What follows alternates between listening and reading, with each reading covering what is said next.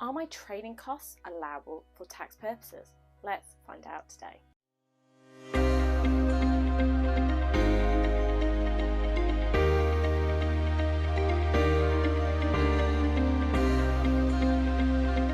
Hi, I'm Kimberly Shapcotts, qualified chartered accountant, property investor and entrepreneur. Let's sit down and have a chat. As in any industry, training is a very important thing, even in the property industry, to make sure that you are keeping up to date with what is happening, whether it be legislative changes, whether it be just general strategies that are tweaking and changing and how it fits together. So training is quite an important element. But what can you claim for tax purposes? Because there are some quite specific rules in this area when it comes to training. So let's start at the beginning of what is and what is allowable, and then we can go into some of the detail of what you can be claiming. Now, our starting point, as with most areas, is the training has to be wholly exclusively for business purposes. So just deciding to do something completely random, you may not be able to claim that expense. However, business coaching or specific strategies that you're expanding upon, now they are likely to be allowable. A key area is that if you're expanding or developing existing professional knowledge, then this is likely to be allowable.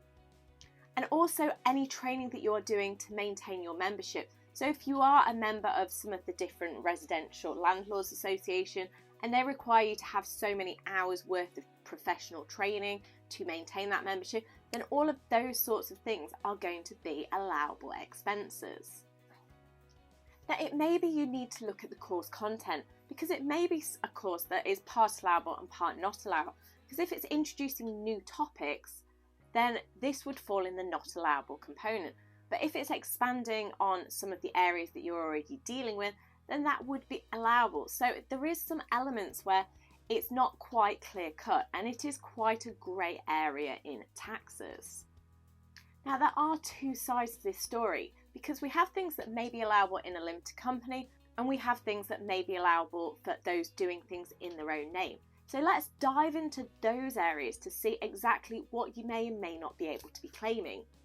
Now, let's start with a limited company and look at what a director can be claiming, or employees of that company.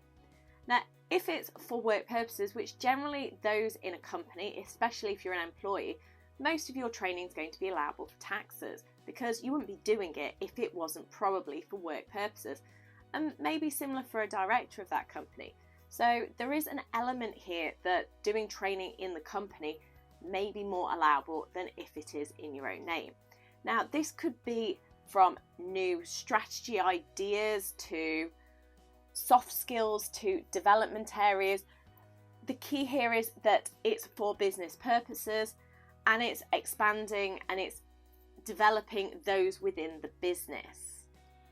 So if you're expanding into a new strategy within a limited company, there's probably more scope for getting that as an allowable expense.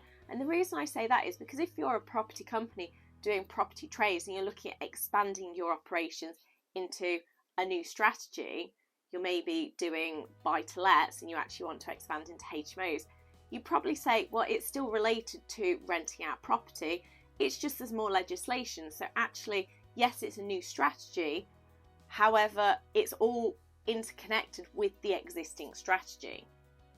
So there are elements where this may be allowable, and if you're already doing something, then it's enhancing rather than, I suppose, completely new to you. The area may be new, but actually what it's achieving, what the purpose is actually relatively similar. There are some areas that may not be allowable. So if you think you are going to go and do an MBA, for example, now that's probably not an allowable expense to pay for an employee or someone within the company to be going to do that sort of training, because that's probably seen as a new information, new knowledge, expanding skills, but not specifically for the business necessarily. So there are some areas where you may think, oh, I'm doing this training, it's allowable. It might not be. So I would definitely suggest that in these sorts of areas, you do ask your accountant to check what their thoughts are, and unfortunately, it is one of those grey areas that some accountants may say yes, some may say no, but it's just trying to gauge where it fits on that spectrum of allowable to not allowable and how it fits together to see if it's reasonable and wholly exclusively for business purposes would be the ultimate test that you would have to satisfy for HMRC. Obviously, this may lead to the question of, well, what happens if it isn't allowable for work purposes, but it is paid for by the company? And in this sort of case, it does have a few tax complications, because now you're providing a course training to an employee that isn't allowable for tax purposes. So we now have a benefit in kind, which means we've got to do something called a P11D to report that to HMRC as a benefit to that employee, which is not just a normal work expense. Now, I would tend to suggest you ask your accountant for support on this area, as it's one of those quirky things that if you've not had to deal with it yourself, it may be something to just outsource to keep your life a lot simpler. The cost to the business would just be a Class 1A National Insurance contribution, which is in the region of the 13% sort of thing, which does change every so often, so check out HMRC's site to find the exact figure at the point that you are needing to do the calculations. Where you're doing things in your own name, there's probably more limitations, because you've not probably got lots of employees, you've probably not got other people necessarily working for you, and it's just yourself.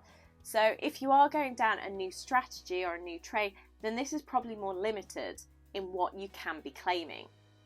Now, you can still claim things for expanding your knowledge, updating your skills and things like this. So if you are going on fire courses for fire regulations to make sure you're up to date, that's probably allowable. But if you're deciding that you're going to start doing serviced accommodation, you've never done it before, then this might be not allowable. So the first course, which might be an intro course, may not be allowable, but then when you maybe go on a more detailed course, because you've already done the intro course and you'll probably start looking and doing things for it, an expansion is probably allowable. So there is a few elements here that you just need to be aware of, so you're not spending tens of thousands of pounds on courses to find you can't claim them for tax purposes.